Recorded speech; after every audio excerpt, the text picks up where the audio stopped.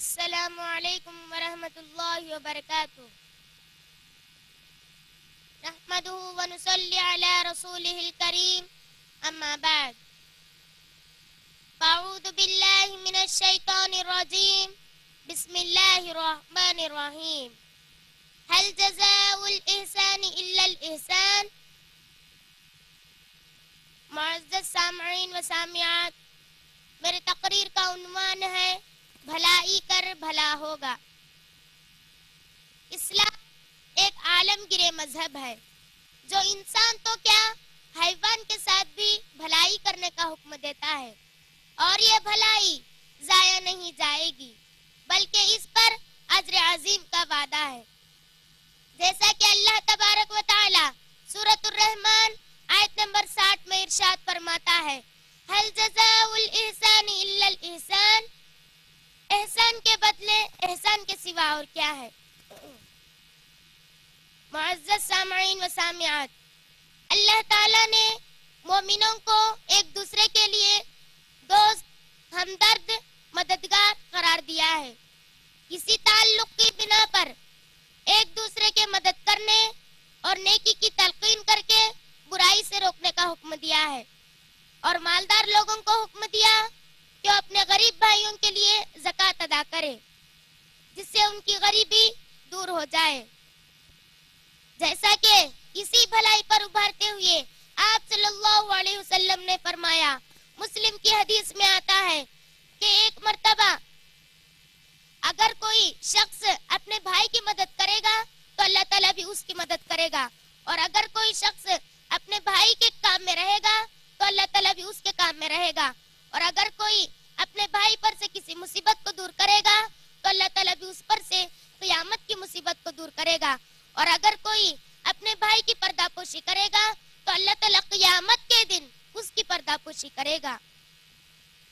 اور اگر کوئی اپنے بھائی کے کام میں رہے گا تو اس کے 3 فوائد ہیں. ان میں سے ایک یہ ہے کہ اگر وہ اپنے بھائی کی مدد میں رہے گا تو وہ رضا الہی کو پالے گا، اور اگر وہ اپنے بھائی کی مدد میں رہے گا تو اللہ تعالیٰ بھی اس کی مدد میں رہے گا، اور اگر وہ اپنے بھائی کے کام میں رہے گا تو وہ صلہ رحمی کو پالے گا. معزز سامعین و سامعات، زندگی میں کسی کے بااخلاق ہونے کی اس سے بہتر کسوٹی شاید کہ دوسری نہ ہوگی کہ آدمی خود دوسرے لوگوں کے ساتھ اس طرح پیش آئے جس طرح کہ وہ چاہتا ہو کہ لوگ اس کے ساتھ اسی طرح معاملہ کرے، اور وہ دوسرے لوگوں کی عزت و آبرو اور بھلائی برائی کو بھی وہ عزیز نہ رکھے بلکہ بھلائی کو عزیز رکھے. ایک مرتبہ اسی طرح مسلم کی حدیث میں آتا ہے کہ ایک شخص راستے سے گزر رہا تھا اور اس کو راستے میں پیاس لگی، اور جب اس کو کنواں مل گیا تو کنویں میں اتر کر سیراب ہو گیا، اور جب وہ باہر نکل کر دیکھا تو ایک کتا پیاس کی وجہ سے گیلی مٹی کو کھا رہا ہے، اور پھر اس نے کہا یقیناً اس کی بھی حالت ویسی ہی ہوگی جیسا کہ میری حالت تھی. اور پھر وہ کنویں میں اترا اور اپنے موزے میں پانی لے کر اس کو سیراب کرایا. اللہ تبارک و تعالیٰ نے اس کی رضا کو پسند کر لیا اور اس کو بخش دیا. صحابہ اکرام نے عرض کیا، اے اللہ کے رسول، کیا ایک جانور میں بھی نیکی ہے؟ تو آپ صلی اللہ علیہ وسلم نے فرمایا، ہر اس کچے کلیجے میں بھی نیکی ہے. اسی طرح ایک مشہور واقعہ آتا ہے کہ ایک مرتبہ حضرت علی کے پاس ایک مانگنے والا آیا، اور اس مانگنے والے کو دینے کے لیے حضرت علی کے پاس کچھ بھی نہ تھا، اور پھر اپنے بیٹے حسین سے کہا، اے بیٹے، تم جاؤ اپنے ماں فاطمہ کے پاس اور کہو 1 درہم، ان کے پاس سے 1 درہم لائے.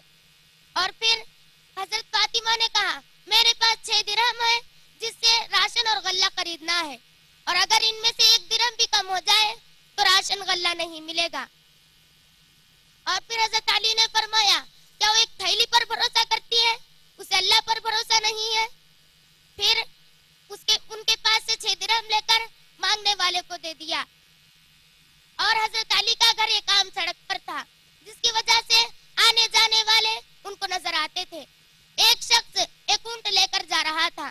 حضرت علی نے اس کو 140 درہم میں قرض میں خرید لیا، اور پھر کہا، جب میرے پاس پیسے آ جائیں گے تو میں اس کو واپس کر دوں گا. اور پھر تھوڑی دیر کے بعد ایک شخص حضرت علی کے پاس آیا اور ان کے پاس سے وہ اونٹ کو 200 میں خرید لیا اور حضرت علی نے 140 درہم اس کو بھیج دیا اور پھر 60 درہم حضرت عائشہ کو دے دیا. تو حضرت عائشہ نے فرمایا تو حضرت فاطمہ نے فرمایا تم کو یہ درہم کہاں سے آئے؟ تو انہوں نے کہا کیا تم نے قرآن نہیں پڑھا؟ جیسا کہ اللہ تعالیٰ سورۃ الانعام آیت نمبر 160 میں ارشاد فرماتا ہے من جاء بالحسنۃ فہو عشر امثالھا، تم ایک نیکی کرو اس کے دگنا میں 10 گنا دوں گا. اسی طرح اس کے بعد حضرت علی نے کہا اسی طرح اللہ تعالیٰ نے ہماری رضا کو قبول کر لیا اور ہمیں 10 دگنا دے دیا. اسی طرح مسند احمد کی حدیث میں آتا ہے آپ صلی اللہ علیہ وسلم نے فرمایا تم زمین والوں پر رحم کرو آسمان والا تم پر رحم کرے گا.